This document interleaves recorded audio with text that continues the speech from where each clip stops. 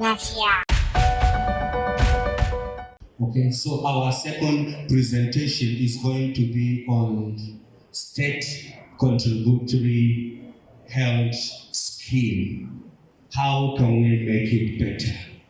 And it's going to be delivered by no other person than the team lead in person of Dr. Abubakar Musa, who is the team lead of Gombe State Contributory Healthcare Management Agency. And teachers in the profession, brothers and sisters in Islam, Assalamu alaikum. The topic given to me is Gombe State Contributory Healthcare Scheme. How can we make it better? I would like to tweak that a little bit because the scheme is yet to take off and something that has not taken off. We are trying to, rather, we will call it the journey so far. Tell you what we have been planning, how we have gotten to where we are today and where we intend to be in the future. Thank you very much.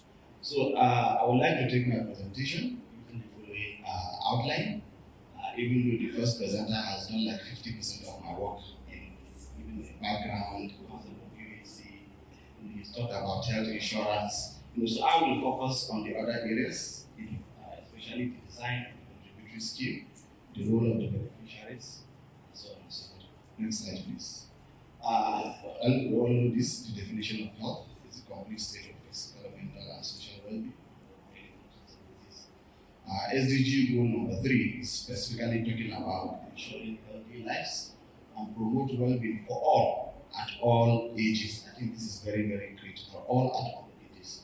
And then it's a fundamental human right for humans to have access to quality healthcare. Now that brings us to the concept of free versus quality. What do we actually want? What is currently obtainable? Is it free or is not free? Does it have the required quality or it doesn't have the required quality? There's a Hausa proverb that says "Ahaba." So whatever is free, may not necessarily have that quality. And when we are talking about health as a service, no matter the amount you spend, if you will get that quality,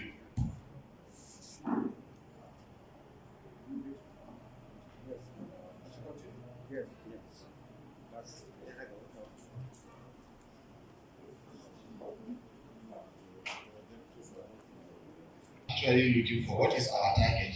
Is it to ensure that everybody has access to free healthcare or everybody has access to quality healthcare? And that is what the State Contributory Healthcare Scheme is actually trying to answer. Who bears the cost? Be it free or be it qualitative? Who is bearing the cost? At the moment, more than 75% of our total health expenditure is out of pocket, meaning it is the individuals that actually pay for it. I like giving the example using the educational system. We have public schools everywhere, but how many of us here send our children to public schools? Most of our children go to private schools, and we pay out of pocket, despite the fact that government has provided the schools, is paying the teachers, is providing all the necessities, but we still prefer to take our kids to private facility and pay out of pocket. Why? It is because we want quality. The same thing with health. We shouldn't be after free health, or rather quality health. Now, the concept of UHC, I think the previous presenter has talked a lot about universal health coverage. It's when people, all people, everyone has access to the needed key health services, promotive, preventive, curative, and rehabilitative, that is of good quality. That word quality is still coming back. And at an affordable cost, without the risk of financial hardship linked to paying for result. There's an umbrella there that is being used typically to describe universal health coverage. Are we seeing it clearly? We can see everybody, the young, the old, male, female, physically challenged, everybody is under that particular umbrella. That is the global vision, to achieve universal health coverage, to make sure that everyone be it from the top to the lowest, can have access to quality services without financial hardship linked to paying for these services. Next slide, please. Now, there are some global indicators that are being used to measure our movement or our transition towards the attainment of universal health coverage. Number one is when our total health expenditure is at least 4 to 5% of our GDP. Number two, out-of-pocket expenditure does not exceed 30 to 40% of total health expenditure. At the moment, we are at around 76% in Nigeria. So we are nowhere near that particular indicator. Number three is when greater than 90% of the population have one kind of, in at least one form of a prepayment arrangement, meaning they have some form of insurance, community-based insurance, formal insurance, or they are covered by the equity program or whatever. Greater than 90% of the population should be covered by a prepayment and risk pooling mechanisms. I don't think we are also near that. Number four is when 100% of the vulnerable population are covered by some form of social assistance. There are those people that even if you ask them to pay 1,000 naira or 100 naira per month towards the cost of their healthcare, they cannot afford to pay it. So does that mean we just leave them? No, we can't. So if we really want everybody to be under that umbrella, then this category of people should be covered by some form of social assistance and safety nets programs. And then the last but not the least is when 80% of the poorest population, so those people who are really poor, have effective coverage with good quality service. So that word quality is still following this. Next slide, please. Now, to briefly talk about the rationale, why contributory schemes? Why are we transitioning from the old system into the contributory scheme arrangement? Next slide, please. What are the major sources of health financing? I think I would like to start from there. Number one, government budget. Number two, external support, money coming from donors. Number three, out-of-pocket spending. And then we have prepayment mechanisms. At the moment, At the moment, 76% of the total amount that is expended in the entire sector is coming out of pocket, whereas the other three, take care of the remaining 24%. Next slide, please. Now, this is an analysis of the total healthcare spending in Nigeria from 2006 to 2017. The green color on top is the out-of-pocket expenditure. I remember one of the indicators is for the out-of-pocket to not be, to be between 30 to 40%. In 2016, we were at 64.6. 2017, it rose to 76.6. We can see the graph going upwards. Now, we talked about health insurance, prepayment mechanisms, as one of the indicators to measure acceleration towards universal health coverage is when more than 80% of the population or 90 are covered by the prepayment arrangement. What is the situation in Nigeria? That's the purple color. In 2016, it was at 1.4. 2017, 1.6. That's a very, very marginal improvement in that. So let's move to the next slide. Indeed, because of this high out-of-pocket expenditure, many households are being pushed into poverty when they access health services. What is being called the catastrophic health expenditure. So there are various thresholds. Some measure it at a 10% threshold, 20% threshold, or 30% threshold.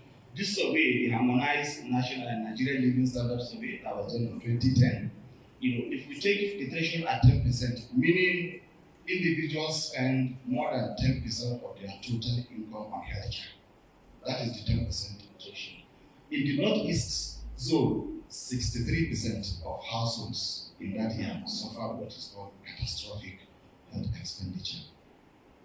I don't know if this is sustainable or if this will take us to the promised land. It's very, very unlikely.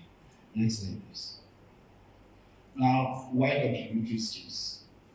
They have become the global option for funding healthcare services, no doubt about that. Next. It eliminates both physical and financial barriers to healthcare. The first presenter mentioned about the different dimensions of access: physical access, financial access. You may have the health facilities, next door to your own house. The human resource may be there, the equipment may be there. But if you have to pay when you are accessing service and you don't have the money, you don't have financial access. You are still denied access to that health services. So with prepayment arrangement, it tends to eliminate that financial barriers, because by the time you go to access healthcare, you don't have to pay out of pocket. You are likely to have contributed, a long time ago. Next, please. It has a very good prospect for wide coverage, as we are going to see later, with the various programs that have been developed, especially for Gombe State, and it has significant equity. The first presenter mentioned a lot about equity, and we are going to hammer on that. In the contributory schemes, there's a very good level of equity. The deductions we are proposing for instance, from the formal sector is going to be income based. It's going to be a percentage of your earning. So that makes it easy for those people who are in the higher social class to subsidize for those who are in the lower social class. It also makes it easy for the risk to be shared among the population. There are those of us, who are a high risk of falling sick, and there are those who are a very low risk of falling sick. If all of us are contributing into the same pot, that concept of social health insurance is coming on board. Where we are brothers keepers, the high people who are in the higher social class subsidizes for those who are in the lower class. Those people who do not fall sick regularly subsidizes for those who have a high risk of falling sick. That's what we mean by cross subsidization. Next, please. And then with contributory schemes, we tend to achieve this separation of functions between the purchaser and the provider of services. With the agency now in place, expected to play the role of being the strategic purchaser, purchasing those services that are of high impact, those services that are common, commonly, then it tends to increase the efficiency. The healthcare providers will concentrate on providing the service, whereas the contributory agency will now concentrate on purchasing those services. So with this separation of functions, it tends to improve both efficiency in the health system, because you only buy quality service, you only buy what is needed, and efficiency is coming in. And then it tends to be more effective, because the provider knows if he provides the service at low quality, he will not get paid for that. So he will have to improve on his own standard of care. And like we said earlier, it has a wide prospect for wide coverage, and a large pooling ensures sustainability. If everybody comes in to contribute a token. I used to give this example. If we can get 2 million residents of Gombe to contribute just 4,000 naira alone, that is about 8 billion. At the moment, what is our total health expenditure in Gombe? I believe it's slightly less than that, maybe. I don't know. It will likely be less than the 8 billion. So the larger the number of people that subscribe into this scheme, the better the sustainability, because the pool is going to be larger, and then you'll be able to cover a lot of key services. Next slide, please.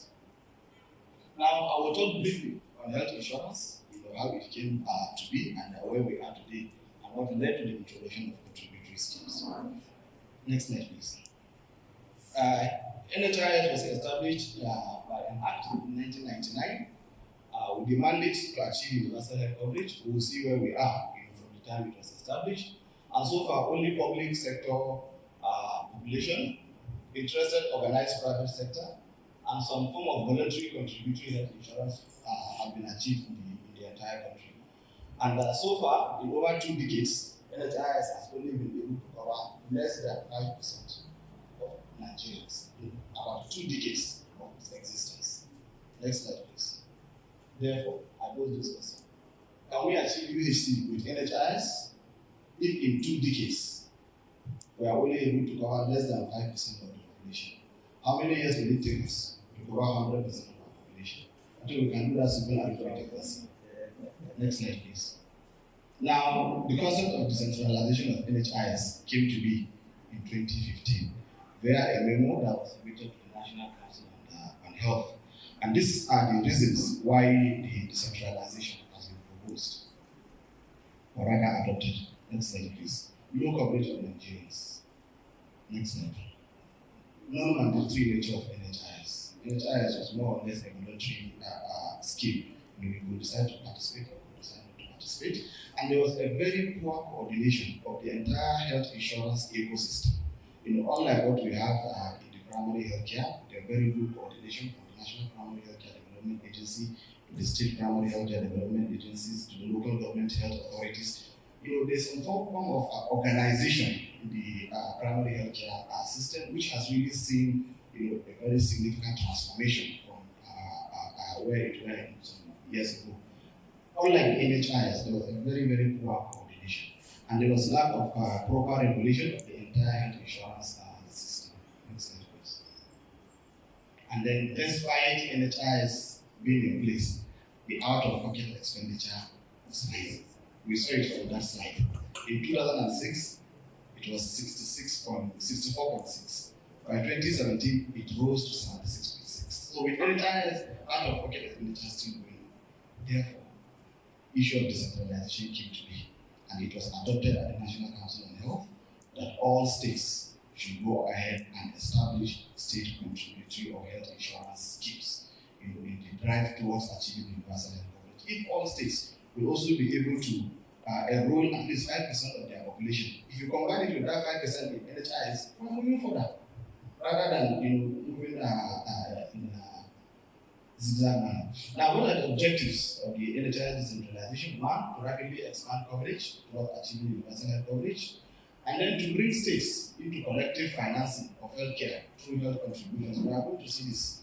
The state government is expected to bring in additional investments into the health sector as a result of the establishment of contributory schemes, and then to also address the challenge of voluntary participation. And that is why in almost all the 36 plus 1 states that have established their contributory scheme, the law makes it mandatory for all residents to participate in at least one of the various programs that the agency is going to offer.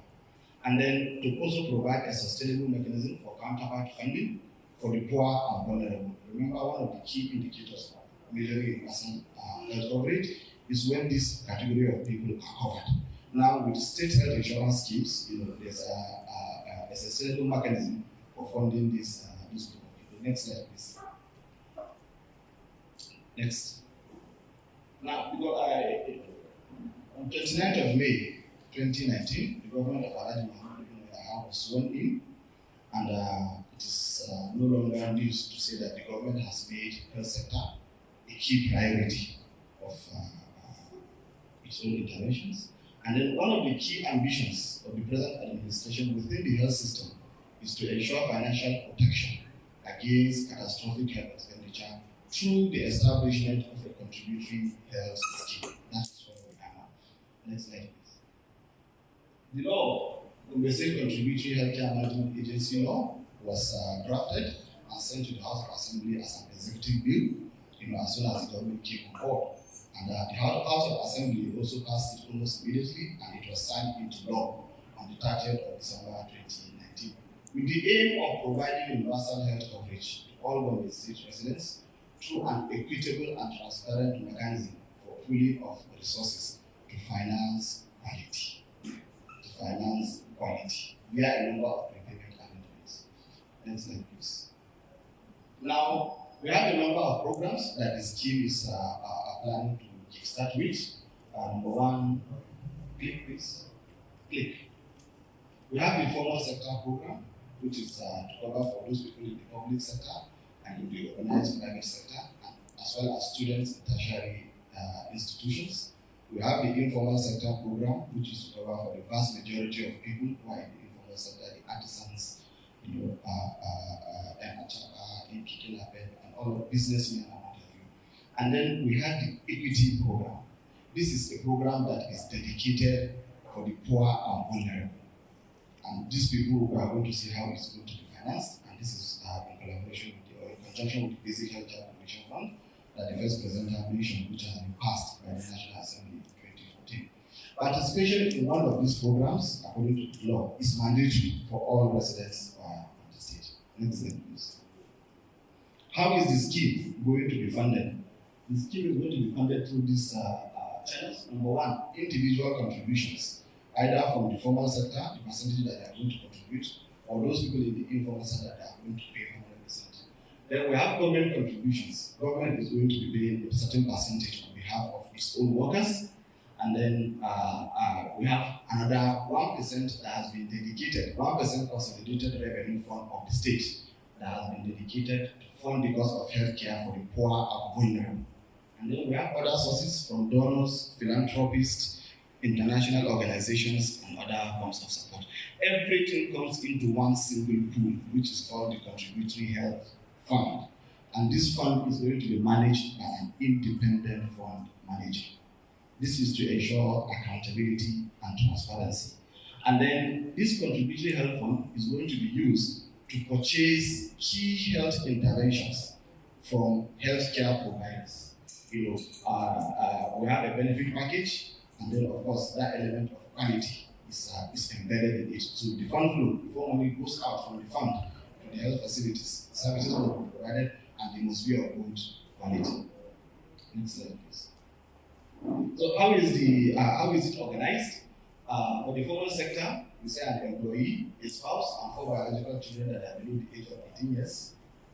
And then for the informal sector, individual members or a family can come and register.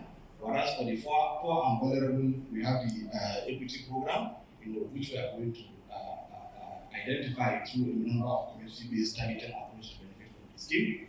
And then we also have the benefit package, which is a set of defined health services that all beneficiaries are entitled to, whether you are in the formal or informal. It's a single benefit package that everybody enjoys from.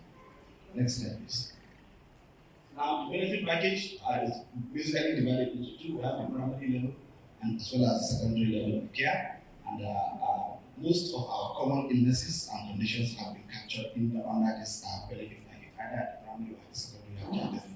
And the point of entry into the scheme has to be at the primary level of care, and then you can only move to secondary level, through a referral system. Next slide, please. And then service delivery points for the primary services. All facilities must undergo a thorough process of accreditation, for participation in this scheme. And then for the primary services, it will be public primary health care centers, private clinics, secondary health facilities who have met the criteria for accreditation in that particular category. For the secondary services, to the secondary healthcare facilities, tertiary health facilities, as well as some private hospitals, that we also want to offer the secondary level of care. If they meet the criteria, we'll register them as a secondary care. Next slide, please. Next. The rights and privileges of beneficiaries. They have the right to freely choose their accredited healthcare provider, be it primary, secondary, or whatever. And then you have the right to change your healthcare provider if you are not comfortable with the service after 6 months of registration. And then you have access to care once the name is in the current enrollee register, and then you can receive treatment at the nearest accredited healthcare facility in case of emergency. So in case of an emergency, you don't have to go back to a primary healthcare provider. You just move to any nearest accredited facility to provide you service. And you also have the right to ask for loan dependence among others. Next slide, please. Now, what are the expected contributions? For the formal sector, it's going to be a percentage of their salaries to be deducted at source monthly. For the informal sector, we are looking at an amount not exceeding 12,000 naira per individual per year. Whereas for the equity program, that is the poor and vulnerable, which is going to be 100% funded by the government. Next slide.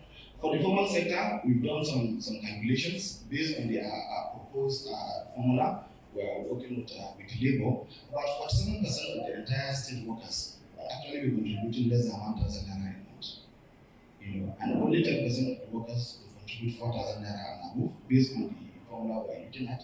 Whereas 98% of those to contribute 10,000 naira and above are actually health workers, political appointees, legislators, and members of the State Conference Council. Next slide, please.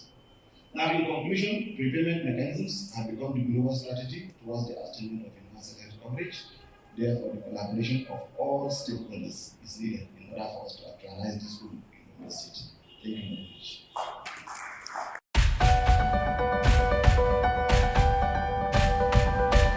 Taskar lafiya.